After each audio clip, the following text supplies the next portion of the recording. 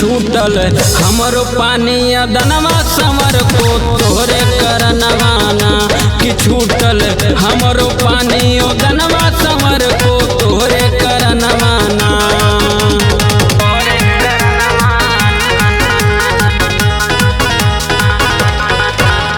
Music by Ramdhani Kashyap.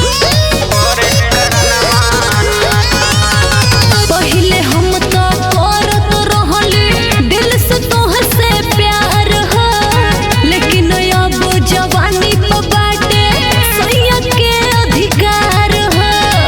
प्यार कैलू कही के हमारा बाबू औरी सोना हो, अब तो छोड़ के चली गईलू सैया जी के कोना हो।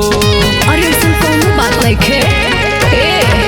पहिले हम तो करत रहली दिल से तोहर से प्यार हो, लेकिन अब जवानी पे बाटे सैया के अधिकार हो।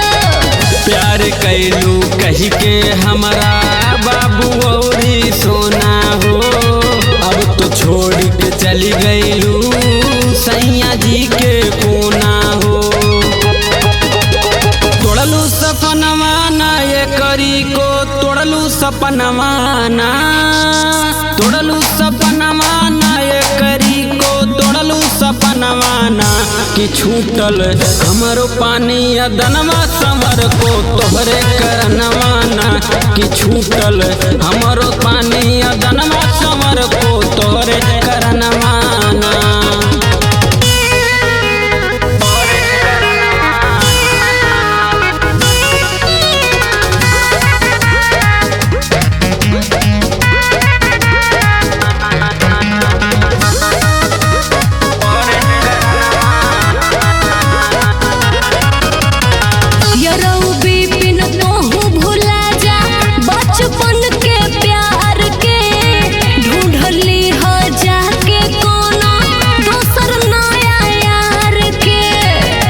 दुखैलू लागल नाही तोहके तनिको आह हो, रंजित हजारी अब करी है नाही सुन रानी बियाह हो।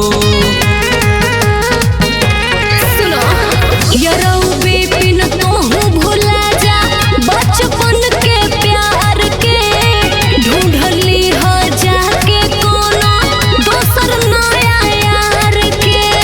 दिलवा दुखैलू लागल नाही तोहके तनिको आह हो, रंजित हजारी अब करी है नाही सुन रानी बियाह हो। सुन दे देहब जनमाना ये समर को दे देहब जनमाना, दे देहब जनमाना ये समर को दे देहब जनमाना कि छूटल हमरो पानी दनवा समर को तोहरे करनवाना कि छूट